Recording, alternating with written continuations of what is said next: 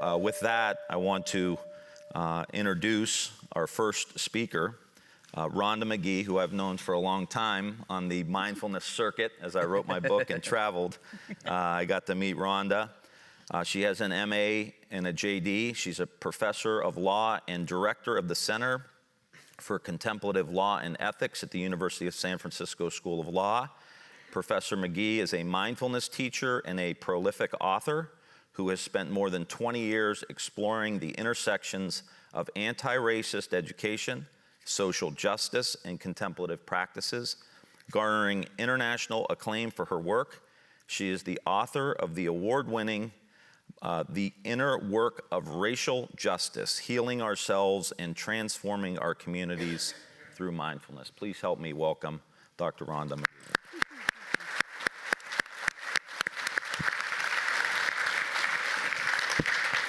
Thank you.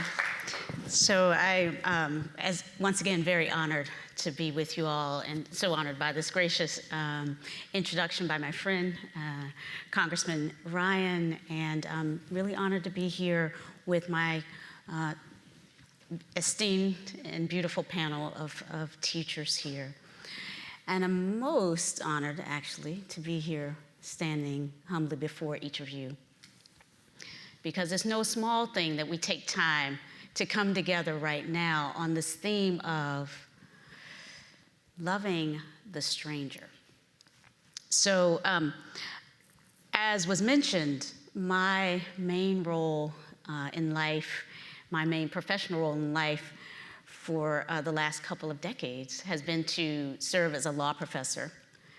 I studied sociology before. I was focused on how people resolve conflict.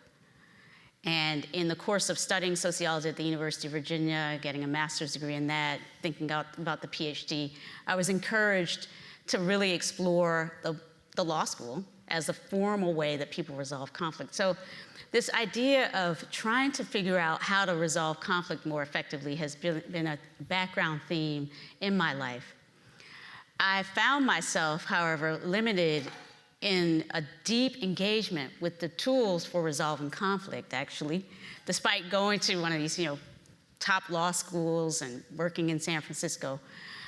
For me, it was very clear that there was something more that was needed if we were ever going to more effectively address conflict in our lives. Conflict is endemic. Human beings come together from all of our radically different heritages, backgrounds, experiences, and we enter into contexts that we didn't create, that are interwoven with histories and stories and griefs and losses that are impinging on us, impacting on us as we seek to come together to work together, to learn together, to enact a positive vision through politics and otherwise. And so for me, thinking about the fix we're in as human beings, we are all sharing this beautiful planet. What are we now, 8 billion, right? We are, all of us together on this absolutely gorgeous planet that we have been gifted to realize through the power of the visions that have been returned to us from space, is really just this one beautiful, delicate, right, from space, beautiful marble-like, gaseous-like, blue sort of floating dot, bulb, sphere that we're on right now together. Every human being who's ever lived has similarly shared this earth. Our ancestors are here with us in that sense, right? And I mean every ancestor. And that goes back to the ones that we know and the heritages that we know and the groups that we identify with as our people, and then beyond. Humankind has been here hundreds of thousands of years. There is no human history to help us connect the dots all the way back to all of our ancestors. But trust and believe, and the scientists do tell us this much, all human beings who are alive today can trace our ancestry back to a radical commonality that is, the specifics and details of which have been lost to time and history. When I think about the challenge then of resolving conflict and of loving the stranger, I can't help from that long history of reflecting on conflict and the sort of ways in conventional society we try to resolve it through law, through politics. And what was missing that led me to this other modality. I stand here before you wearing what's called a rakusu in the Zen Buddhist tradition. This is a manifestation, an indication that I've taken vows in the Buddhist tradition to walk the path of the Bodhisattva, to address suffering in the world through a sustained and continuous commitment to practice and spiritual growth, and manifesting that as best I can through love and compassion with others. To me, this was the missing piece in all of the high academic training I have, law and sociology, lots of different training in leadership, including, some folks know it, some don't, as a military officer. I was trained and became a lieutenant in the Army. So I have had all the trainings, and what was clearly missing was something that my grandmother Nan knew. Those of you who were with me yesterday know that I grew up in the South, born in North Carolina, and was fortunate to have a grandmother who had entered the ministry. And my grandmother Nan would get up every day with a practice of centering herself. For her, it was centering prayer and devotional study of religious texts, the Bible for her. But what I received from that as a young girl, my parents were separating, so I was spending a lot of time with my grandmother at that time. I saw her start every day with this intentionality and this purpose around centering, around remembering who she was in relationship to this great mystery we call life. Well beyond the outer garments, if you will, of skin and bones that, of course, are temporary, and well beyond the particular legacy and history of being a Black woman born in 1906, witnessing the 20th century and all of the terror that was visited upon women like her and limited possibility that was structured in for women like her. Nevertheless, my grandmother found a way to center herself in a sense of possibility and love as the foundation of her life. That was a choice she made.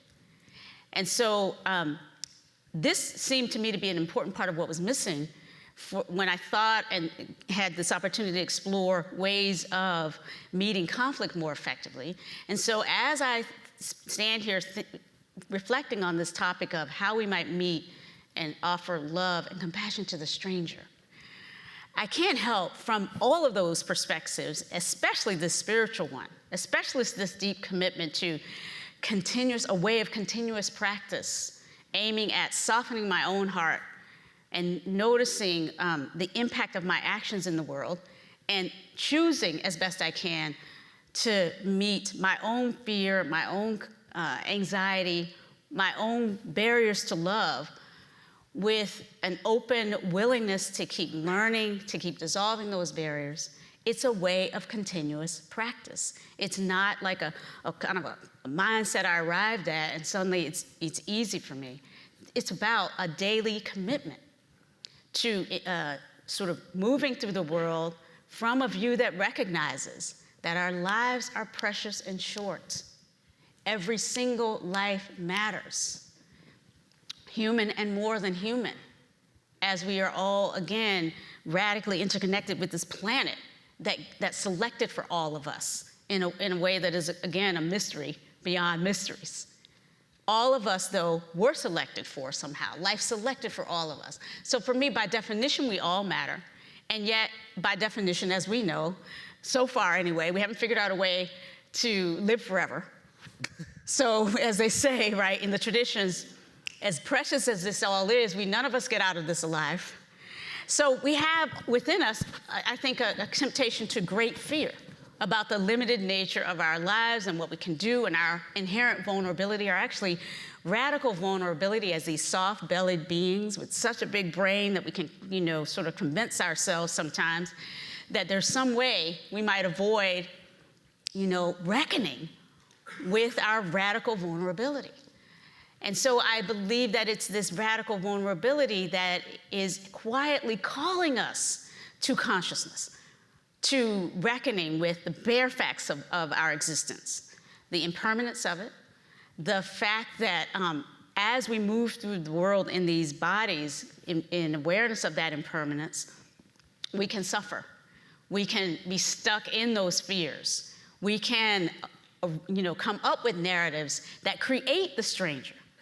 Because again, as I reflect on all of this, it seems to me, whether I look at children and infants and I look back at my own experiences, we're not born into the world, putting people in hard categories of stranger or not. You look at a baby, whoever feeds that child is their family.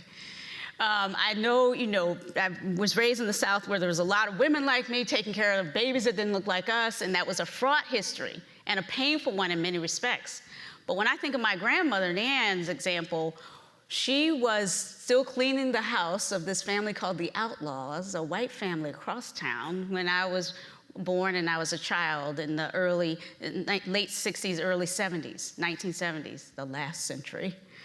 But my grandmother was cleaning that house, but I remember that on the one hand, that's a structure that says a lot about the way that the old past is not past, right? That history of caste that limited my grandmother to that kind of role was still with us then, and in some ways is still with us now, and yet I'm also here, so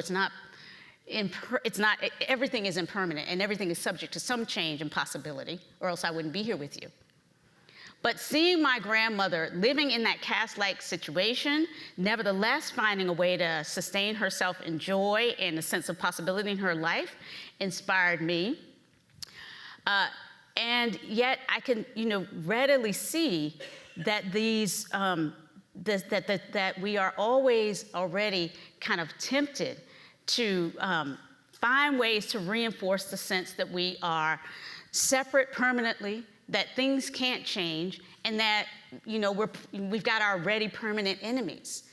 But what I saw Grandnan do was embrace the connection with the children that she was taking care of for those outlaws. And what also I saw was that they embraced her. It didn't radically change everything, but there was a loving relationship actually there. And so I am not, again, trying to Pollyanna our deep and difficult history around slavery, segregation, and caste in the South. But what I am saying is this idea that we have permanent enemies is perhaps, to me, the stranger in the room. In fact, we're born for connection, and we have been trained for disconnection. And to me, the practices that I've committed my own life to have been about waking up and finding ways to reconnect to the sense that we are already radically interconnected. We are already family. So it's much more about unlearning the training we have against love, because our training against love is pervasive, and we can talk about it today, rather than it being so much about figuring out how to somehow connect with these people that if we just look into each other's eyes right now, if you take a moment to turn around and look into the eyes of someone near you, you can see, have one conversation, you can find commonality, you can see connectedness. And so for me, I look forward to hearing from my beautiful colleagues here, and I thank you for these moments of reflection on how it is that we actually might, not just, find a way to love, but remember the love that's in our hearts. Remember the connection that's always already present, that our ancestors, I think, are quietly calling for us to remember at this time. Thank you all so much.